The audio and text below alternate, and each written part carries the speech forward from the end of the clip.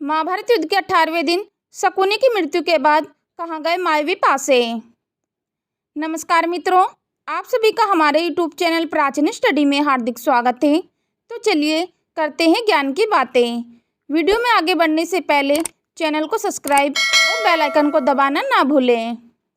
दोस्तों, महाभारत में शकुनी के पासों ने विनाशकारी खेल चौरस खेला था, जिसके कारण द्रौपदी चिरहरण जैसा कलंक हमेशा के लिए धब्बे के रूप में समाज के माथे पर चिपक गया। महाभारत के युद्ध में शकुनी की मृत्यु सहदेव के हाथों हुई थी।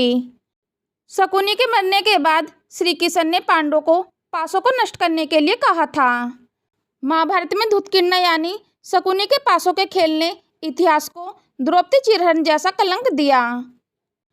शकुनी के पासे ना ही उसके इशारों पर चलते और ना ही पांडवों को हर बार हार का मुंह देखना पड़ता।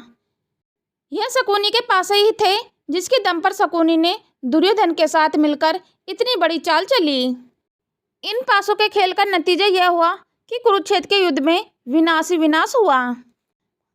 महाभारत की कथा के अनुसार शकुनी की मृत्यु सहदेव के हाथों हुई थी।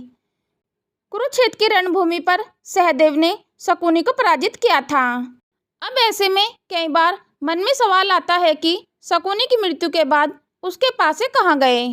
आइए दोस्तों जानते हैं महाभारत कथा के आधार पर इस सवाल का जवाब। शकुनी गंधार नरेश सुबल का पुत्र था। शकुनी की बहन गंधारी से धृतराष्ट्र ने जबरन विवाह किया था, क्योंकि राजा सुबल एक नेत्रहीन से अपनी पुत्री का विवाह नहीं करना चाहते थे। अपने साथ अन्याय होता देख शकुनी ने कुरुवंश के विनाश की कसम खाई थी। जब शकुनी के पिता ने मरने से पहले कहा था कि उनकी हड्डियों के पासे बनवाकर शकुनी अपने पास रखे, जिससे कि पासे हमेशा शकुनी का मार्गदर्शन कर सके। शकुनी ने राजा सुबल की मृत्यु के बाद ऐसा ही किया जैसा उन्होंने कहा था। लेकिन शकुनी ने छल कपट और अपनी योजनाओं को पूरा करने के लिए पासों का गलत इस्तेमाल करना शुरू कर दिया।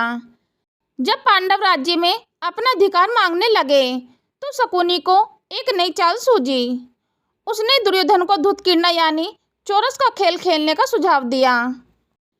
शुरुआत में दुर्योधन को शकुनी के इस खेल पर शंका थी, लेकिन शकुनी ने दुर्योधन को विश्वास दिलाया कि उसके पासे उसके इशारों पर चलते हैं, इसलिए उन्हें चौरस के खेल में जीत ही मिली। शकुनी और दुर्योधन ने बड़ी चतुराई के साथ पांडवों को अपने जाल में फंसाकर एक के बाद एक सभी चीजें दांव पर लगवा दी। शकुनी ने ही दुर्योधन को सुझाव दिया कि वह युधिष्ठिर को द्रौपदी को दांव पर लगाने के लिए कहे। कुरुक्षेत्र की रणभूमि पर शकुनी ने दुर्योधन का खूब साथ दिया, लेकिन जिस तरह छल कपट से भरे मनुष्य को उसके किए की सजा मिलती है, उसी तरह शकुनी का अंत भी होना ही था। शकुनी ग्रह नक्षत्रों का ज्ञानी था, इसलिए उसे लगता था कि वह ग्रह नक्षत्र की आड़ लेकर हर बार अन्याय करेगा और उसका कुछ भी नहीं बिगाड़ सकेगा। जब महाभारत का युद्ध हुआ तो शकुनी का सामना नकुल और सहदेव से हुआ। कुरुक्षेत्र के इस युद्ध में शकुनी समेत उनके 3 पुत्र नकुल और सहदेव से लड़ते हुए मारे गए। सहदेव ने युद्ध के 18वें दिन शकुनी का सिर काटकर उसका वध कर दिया। शकुनी की मृत्यु के बाद दुर्योधन अपने प्राण बचाकर युद्ध भूमि में भाग निकला। श्री कृष्ण जानते थे कि शकुनी के पासे कितने खतरनाक हैं।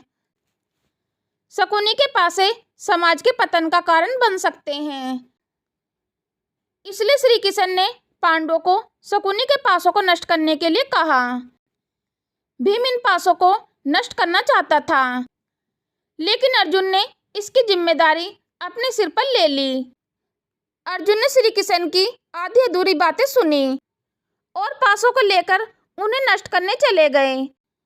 अर्जुन ने जल्दबाजी में इन पासों को नष्ट करने के उद्देश्य से उन्हें नदी में फेंक दिया। उन्हें लगा कि पासों को अधिक समय तक अपने पास रखने से कहीं उनके अंदर भी छल कपट ना आ जाए, इसलिए उन्होंने पासों को तेजी के साथ नदी में फेंक दिया। अर्जुन शकुनी के पासों को नदी में फेंककर जब हस्तिनापुर लौटे तो उन्होंने श्री कृष्ण को पासों को नदी में फेंकने की बात कही। अर्जुन की बात सुनकर श्री कृष्ण ने कहा, हे पार्थ, तुमने बहुत बड़ी भूल कर दी है। शकुनी के पासे मायावी थे। उन्हें केवल नदी में फेंककर नष्ट नहीं किया जा सकता था। ये पासे अगर किसी मनुष्य के हाथ लग गए तो फिर से समाज का पतन शुरू हो जाएगा। माना जाता है कि नदी में बहते हुए ये पासे किसी मनुष्य के हाथ लगे और कलयुग में फिर से जुए का खेल शुरू हो गया। जुए के कारण फिर से दुनिया छलकपट से भर गई और नए नए रूपों में जुए का खेल खेला जाने लगा।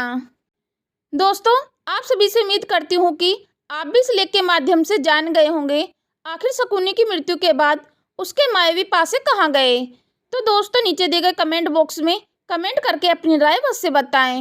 यदि वीडियो पसंद आई है तो वीडियो को लाइक करें, शेयर करें। चैनल पर पहली बार आए तो चैनल को सब्सक्राइब करना ना भूलें।